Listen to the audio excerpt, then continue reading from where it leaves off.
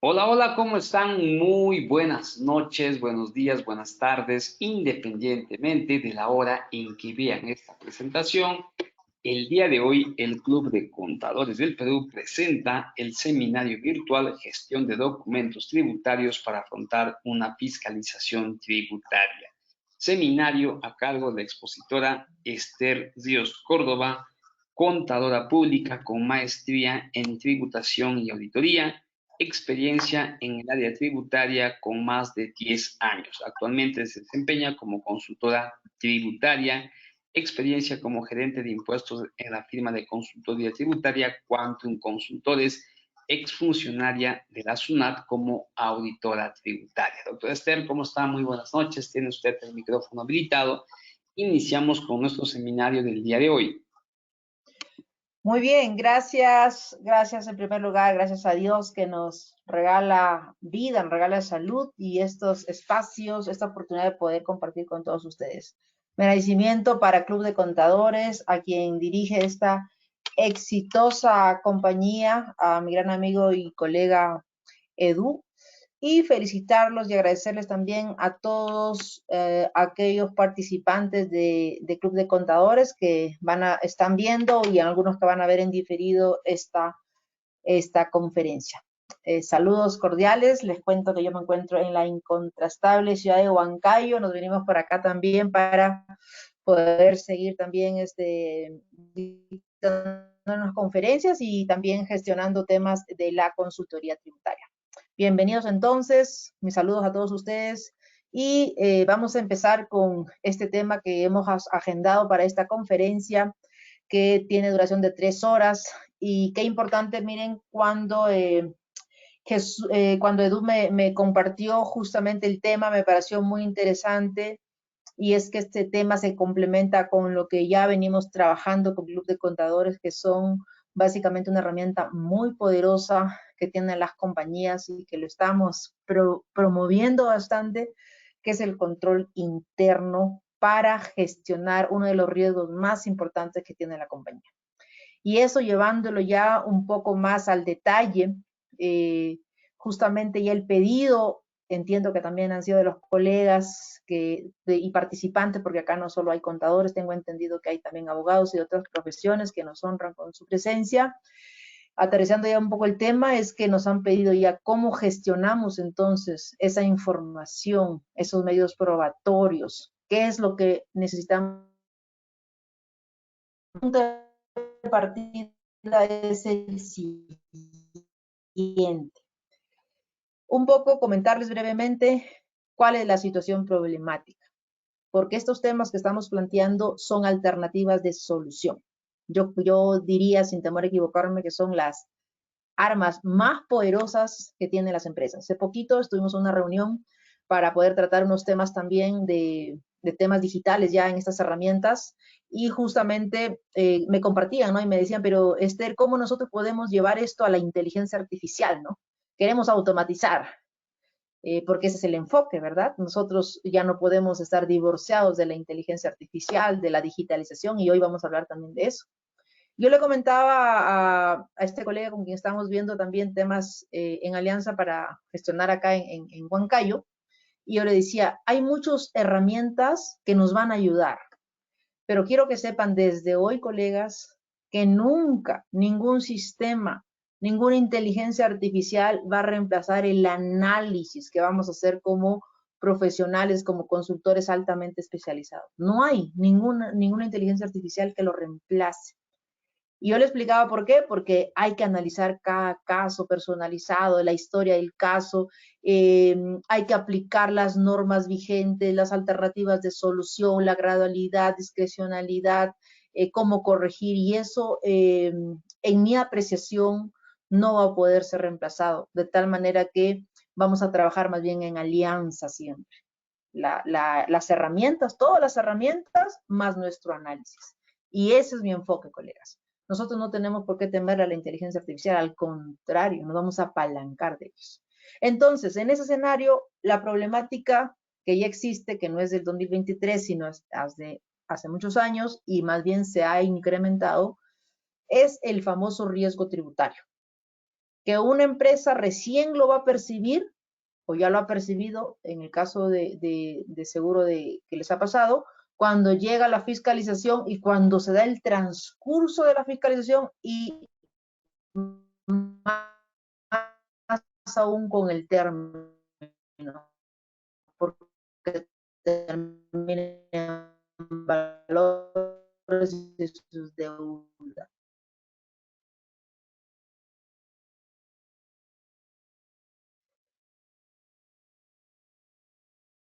Entonces el riesgo es los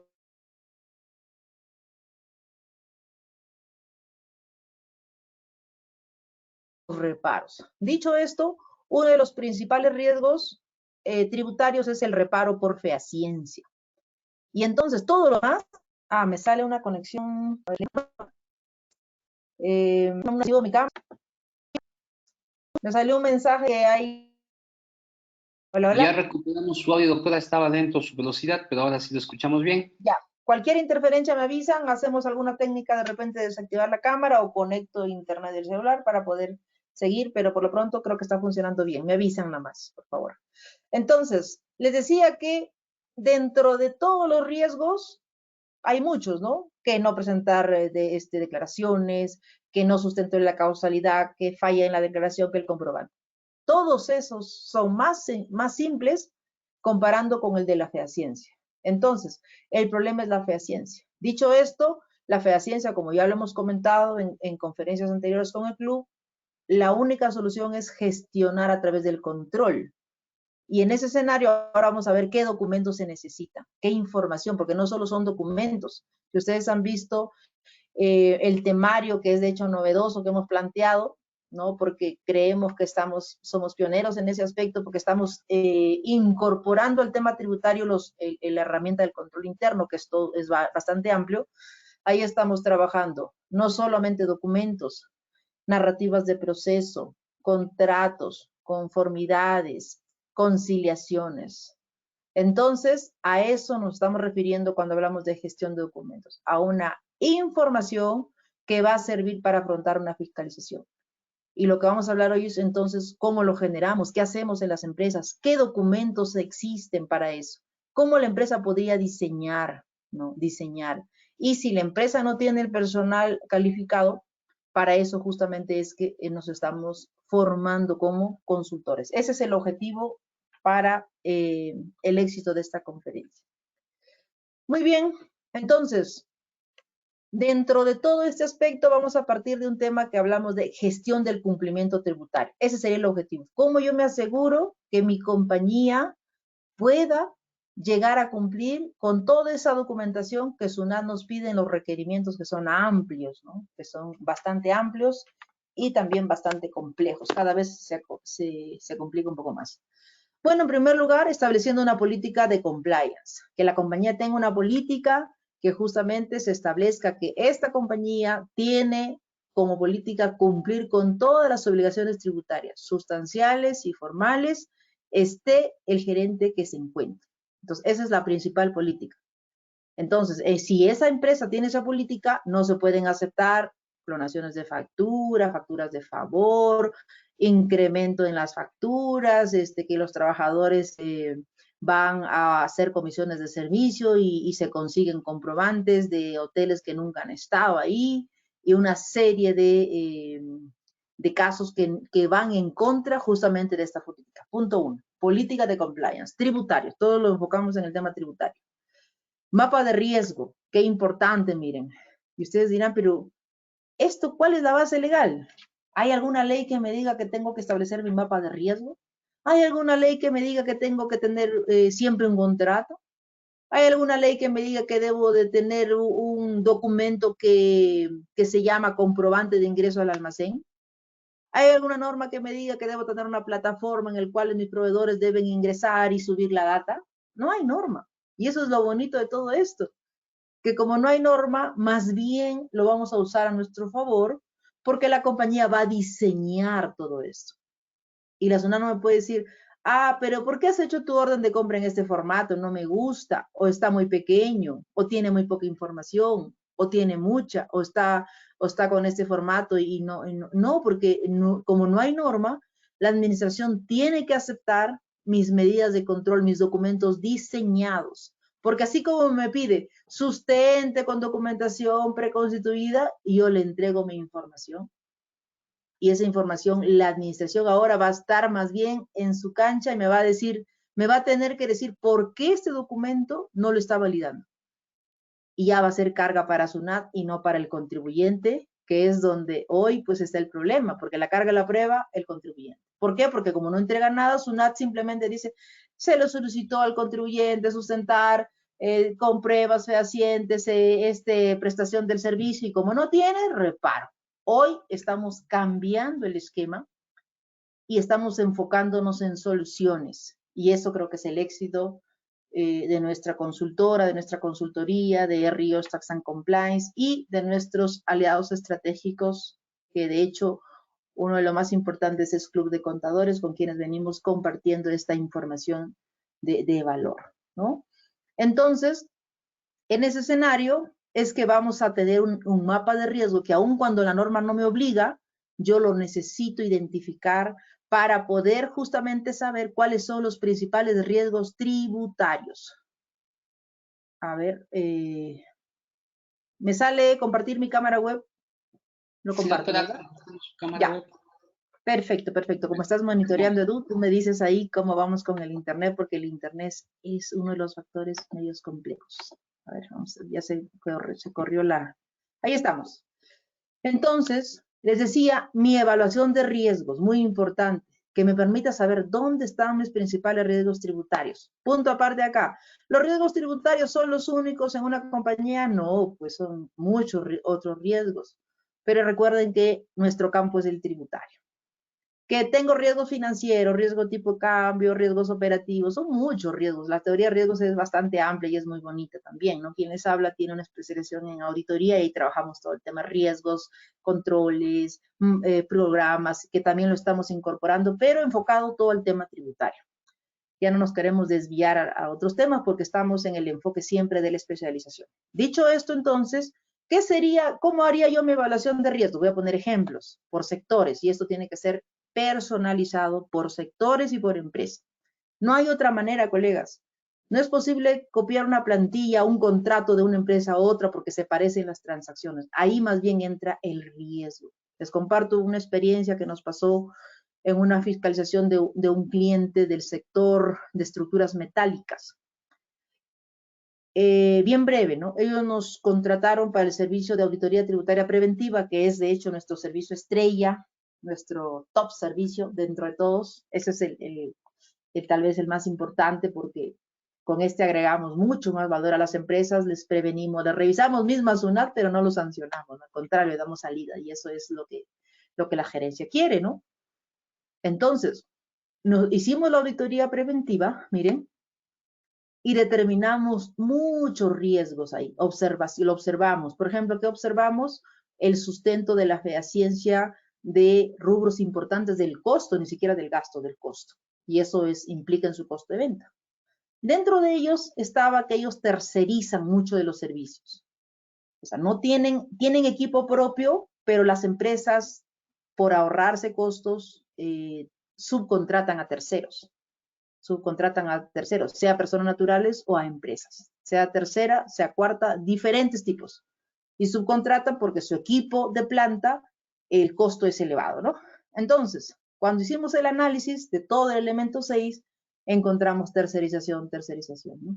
Y había un buen grupo de los componentes de su costo que estaban sustentados en recibos por honorario. Y nos llamó mucho la atención, igual que a la zona le va a llamar la atención. Y pedimos el sustento, pues, ¿no? Lo observamos porque no tenían contrato, no tenían informes, no tenían el sustento que realmente es cuarta porque muchos eran tercera y como ustedes saben y lo hemos planteado en las conferencias de auditoría tributaria, salen el informe, las observaciones y las recomendaciones. Yo les hago una pregunta a todos los que están en esta conferencia. Si nosotros le entregamos ese informe, ¿verdad?, de auditoría preventiva, ¿la empresa ya solucionó el problema?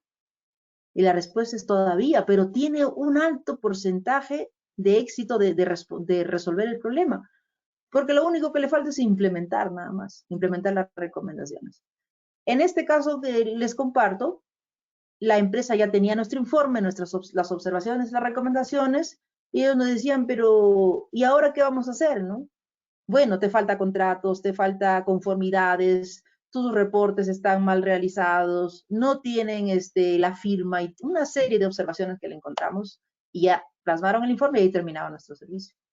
Y le planteamos un segundo servicio, ayudarles en la implementación y las compañías muchas veces no miden el costo-beneficio y no nos contrataron, lo hicieron solo ellos, ¿no? Por hacerlo ellos solos, sin asesoría, mandaron a hacer los contratos. Y esos contratos lo hicieron mal, justamente. Lo hicieron mal porque se hicieron copy, y entonces cuando la administración revisó, ¿qué dijo? Porque luego les fiscalizaron y dijeron, oye, este contrato, estamos hablando de un servicio, por ejemplo, de corte de metal y dice otra cosa, ¿no? Y eso es para que ustedes, quiero que aprecien que una transacción tiene que ser analizada, bien detallada, para que la documentación soporte eso. Por más que sean del mismo sector, nunca va a ser el mismo. Entonces, ¿a qué voy con la evaluación de riesgos? Yo tengo que identificar en mi compañía qué riesgos tributarios tengo. Les voy a decir los más comunes. Hay gastos que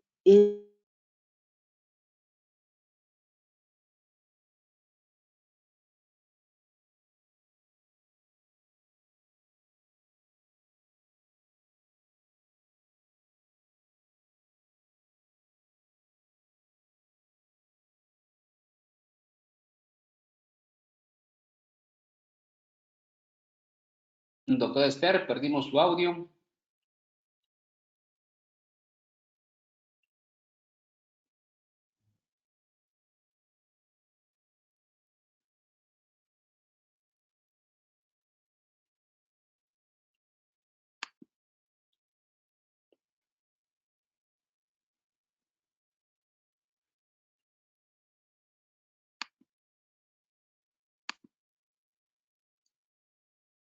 Bien, perdimos el audio de la doctora Esther.